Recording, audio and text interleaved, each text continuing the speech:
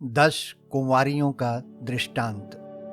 प्रिय विश्वासियों, आज के बाइबल संदेश में आप सबका हार्दिक स्वागत है। हमारा आज का संदेश मत्ती रचित सुसमाचार के अध्याय 25 में दिए गए 10 कुंवारियों के दृष्टांत पर आधारित है। इस विषय पर आगे बढ़ने से पहले आए हम इसे पढ़ें। तब स्वर्ग का राज्य उन 10 कुंवारियों के समान होगा जो अपनी मशालें लेकर दूल्हे से भेंट करने को निकली। उनमें 5 मूर्ख और 5 समझदार थी। मूर्खों ने अपनी मशालें तो ली, परंतु अपने साथ तेल नहीं लिया। परंतु समझदारों ने अपनी मशालों के साथ अपनी कुप्पियों में तेल भी भर लिया। जब दूल्हे के आने में देर हुई तो वे सब ऊँघने लगी और सो गईं। आधी रात को धूम मची, देखो दूल्हा आ रहा है, उससे भेंट करने के लिए चलो। तब वे सब कुंवारियां उठकर अपनी मशालें ठीक करने लगी। और मूर्खों ने समझदारों से कहा, अपने तेल में से कुछ हमें भी दो, क्योंकि हमारी मशालें बुझी जा रही हैं। परंतु समझदारों ने उत्तर दिया, कदाचित यह हमारे और तुम्हारे लिए पूरा ना हो। भला तो यह है कि तुम बेचने वालों के पास जाकर अपने लिए मोल ले लो। जब वे मोल लेने को जा रही थी तो दूल्हा आ पहुंचा, और जो तैयार थी वे उसके साथ विवाह के घर में चली गईं और द्वार बंद किया गया। इसके बाद वे दूसरी कुंवारियां भी आकर कहने लगी, हे स्वामी, हमारे लिए द्वार खोल दे। उसने उत्तर दिया, मैं तुमसे सच कहता हूं, मैं तुम्हें नहीं जानता। इसलिए जागते रहो, क्योंकि तुम ना उस दिन को जानते हो ना उस घड़ी को। मत्ती रचित सुसमाचार के अध्याय 24 और 25 में दिया गया संदेश चेलों के द्वारा प्रभु यीशु से पूछे गए इस सवाल के जवाब में दिया गया है कि तेरे आने का और जगत के अंत का क्या चिन्ह होगा। हमारा आज का दृष्टांत भी प्रभु जी के दूसरे आगमन से संबंधित इन्हीं बातों का ही एक हिस्सा है।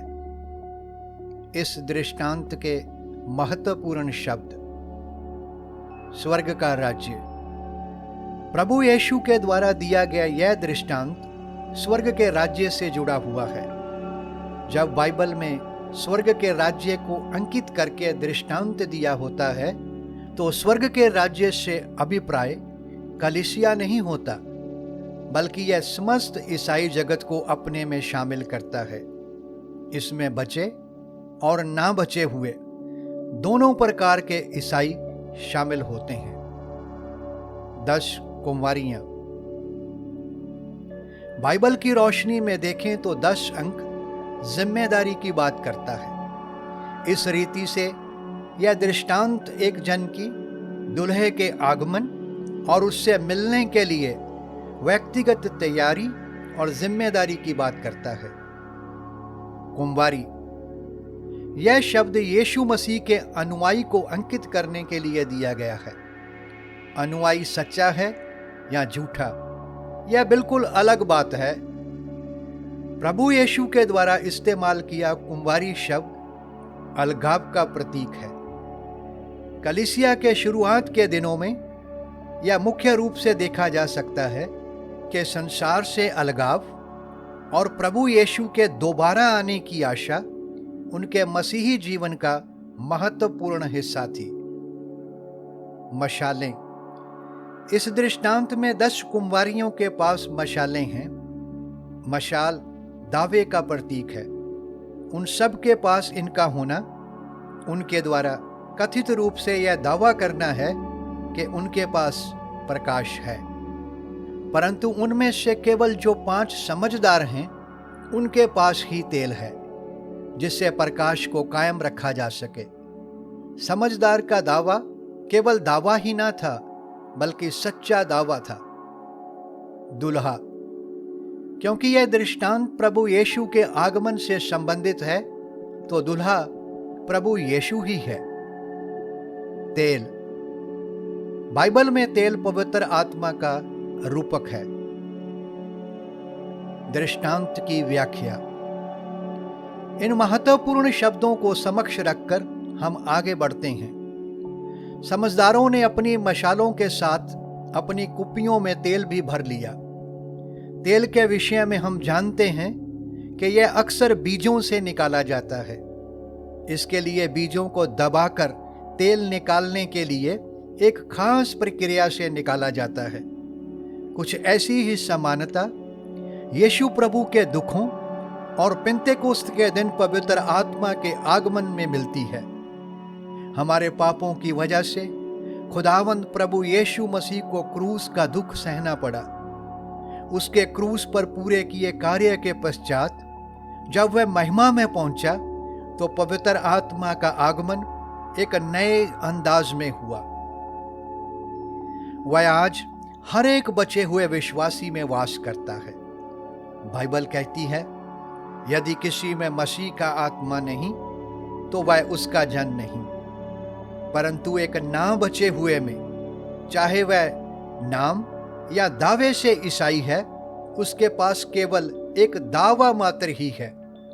बाहरी रूप से प्रभु यीशु का इकरार तभी कायम रह सकता है अगर अंदर पवित्र आत्मा का वास है। परमेश्वर का वचन कहता है, प्रभु अपनों को पहचानता है, और यीशु प्रभु के आगमन पर यह स्पष्ट रूप से प्रकट हो जाएगा। बाइबल में ऐसे उदाहरण हैं जो उन लोगों की बात करते हैं जो बचे हुए तो ना थे, परंतु बचे हुए विश्वासियों के साथ रहते हुए उन्हीं के समान होने का दिखावा करते थे।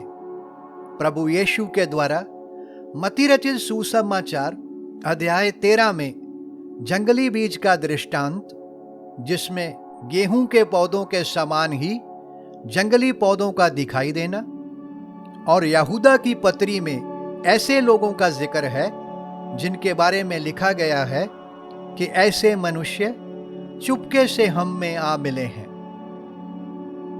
जब दुल्हे के आने में देर हुई तो वे सब ऊँघने लगी और सो गई। यह समय मसीहत का वह समय था जब समय के चलते संसार ने मसीहत पर अपनी पूरी पकड़ बना ली। यहूदीवाद के साथ साथ संसार के धार्मिक तौर तरीके इसमें आ मिले।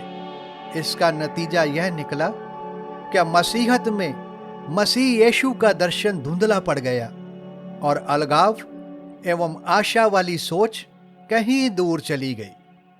बाइबल कहती है, क्योंकि अब बहुत ही थोड़ा समय रह गया है जबकि आने वाला आएगा और देर ना करेगा। वह धीरज धरने वाला परमेश्वर है और नहीं चाहता कि कोई नष्ट हो, वरना यह कि सबको मन फिराव का अवसर मिले। आधी रात को धूम मची, देखो दुल्हा आ रहा है। मसीहत के इतिहास में यह वह समय था जब पवित्र आत्मा के कार्य के द्वारा बेदारी आई और मसीही लोग बाइबल की सच्चाइयों के प्रति, प्रभु जी के आगमन के प्रति जागरूक हुए। एक अनुवाद के अनुसार इस आयत को हम ऐसे भी लिख सकते हैं, दुल्हे को देखो आ रहा है, इसमें नहीं होना चाहिए। ऐसा करना दुल्हे को मुख्य रूप से हमारे आगे रखता है। दुल्हे को आगे रखना अपने आप उसके आने के बारे में बात करेगा। दुल्हे को देखो, इस सही कथन के साथ आगे बढ़ना एक विश्वासी को हर एक उस चीज से अलग रहने के लिए प्रेरित करेगा जो उसके प्रभु के चरित्र से मेल नहीं खाती। वर्तमान ईसाई जगत के अंदर आज कितना कुछ ऐसा हो रहा है जिसका बाइबल से कोई संबंध नहीं, चाहे यह गलत शिक्षा एवं आडंबर के रूप में हो या फिर परंपरावाद के नाम पर। प्रभु यीशु के प्रति आकर्षण एवं प्रेम ही इन बातों से एक जन को अलगाव में जीने के लिए प्रेरित कर सकता है। बाइबल कहती है, जब वह प्रकट होगा तो हम उसके समान होंगे, क्योंकि उसको वैसा ही देखेंगे जैसा वह है। और जो कोई उस पर यह आशा रखता है वह अपने आप को वैसा ही पवित्र करता है जैसा वह पवित्र है। जब तक वे सो रही थी तो एक समान थी, लेकिन दुल्हे के आगमन ने उनकी असमानता को प्रकट कर दिया। कैसा भयानक होगा वह समय जब मूर्ख कुंवारियों को पता चलेगा कि उनके पास मसीह के अनुयायी होने का दावा भर ही था और यह दावा सच्चा नहीं था। अपने तेल में से कुछ हमें भी दो, ऐसा कहना और पूछना दरअसल उनकी अज्ञानता को दर्शाता है। जैसा कि हमने पहले देखा, तेल पवित्र आत्मा का रूपक है और यह हमें समझने में सहायता करता है कि नया जीवन और जीवन का आत्मा अर्थात पवित्र आत्मा किसी दूसरे से प्राप्त नहीं किया जा सकता, क्योंकि यह परमेश्वर की ओर से है। इस दृष्टांत को पढ़ते हुए ध्यान रखें कि ऐसा नहीं था कि एक समय मूर्ख कुंवारियों के पास आत्मा था और फिर एक समय नहीं, बल्कि इसके विपरीत बात यह है कि बाती भी कुछ समय जलकर प्रकाश दे सकती है, परंतु इसमें बदबू होगी, इसमें परमेश्वर के ज्ञान की सुगंध न होगी। मसीहत में प्रचार के नाम पर आज ऐसा बहुत कुछ हो रहा है जो बाइबल की खरी शिक्षा के अनुसार नहीं है।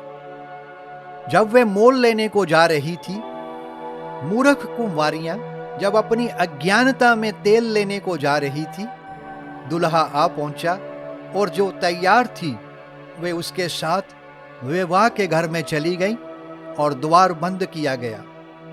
यह आयत निश्चित रूप से दो बातों पर जोर देती है। पहली, जो तैयार थी विवाह के घर में चली गई, और दूसरी बात, द्वार बंद कर दिया गया। इस दृष्टांत का केंद्र बिंदु दुल्हा अर्थात प्रभु यीशु मसीह है और इसका संदेश प्रभु यीशु के आगमन के प्रति हमेशा जागरूक रहना। तैयारी से मतलब है कि अगर प्रभु यीशु मसीह का बनता स्थान हमारे दिलों में है तो हम उसके आगमन के लिए हमेशा तैयार रहेंगे। इस दृष्टांत में हम देखते हैं कि मूर्ख कुंवारियां भी व्यस्त हैं, परंतु वे गलत दिशा में और दशा में हैं। उनके लिए ईसाई धर्म में विकसित हुई धार्मिक परंपराएं एवं उनकी पूर्ति ज्यादा महत्व रखती है, ना कि परमेश्वर का वचन और इसके प्रति आज्ञाकारिता। परंतु जब द्वार बंद हो गया, उसके पश्चात आकर कहने लगी, हे स्वामी, हमारे लिए द्वार खोल दे। उनका बाहरी रूप और भाषा तो यही दिखलाती है कि वे भी दुल्हे के लिए हैं, परंतु यह प्रभु यीशु का आगमन है जो स्पष्ट करता है कि बचे हुए और ना बचे हुए अर्थात नाम से ही ईसाई में कितनी बड़ी खाई है। उसका कहना कि मैं तुम्हें नहीं जानता इस बात को स्पष्ट करता है कि उसका उनसे कोई रिश्ता नहीं था। वे ईसाई धर्म का तो हिस्सा थे, परंतु परमेश्वर के परिवार का हिस्सा नहीं थे। एक जन तभी परमेश्वर के परिवार में शामिल होता है जब वह प्रभु यीशु पर अपने उद्धारकर्ता के रूप में विश्वास करता है। वचन में लिखा है, जितनों ने उसे ग्रहण किया उसने उन्हें परमेश्वर की संतान होने का अधिकार दिया, अर्थात उन्हें जो उसके नाम पर विश्वास रखते हैं। प्रिय विश्वासियों, हमारा आज का बाइबल संदेश प्रभु यीशु के दूसरे आगमन के साथ साथ पूरे ईसाई जगत से जुड़ा हुआ है। वर्तमान ईसाई जगत बचे हुए और ना बचे हुए दोनों प्रकार के ईसाइयों का समूह है। हर एक सुनने वाले के लिए यह बनता है कि वह प्रभु यीशु के वचन की रोशनी में अपने आप को देखे कि वह कहाँ खड़ा है। परमेश्वर आपको आज अपने जीवन के प्रति जागरूक होने के लिए समय दे रहा है। द्वार आज खुला है, पर एक समय आएगा जब यह बंद हो जाएगा। मूर्ख कुंवारियों की तरह 2 बार गंभीरतापूर्वक हे स्वामी कहने पर भी द्वार नहीं खुलेगा। कल को उसके मुंह से यह सुनने के बजाय कि मैं तुम्हें नहीं जानता, क्यों ना हम आज ही उसे जानें और उस पर विश्वास करें। याद रखें, यह ईसाई धर्म या फिर इसकी मान्यताएं नहीं जो आपको बचाएंगी, वरना खुदावंद प्रभु यीशु पर व्यक्तिगत रूप से किया विश्वास आपको उद्धार प्रदान करेगा और उसका आत्मा आप में वास करेगा।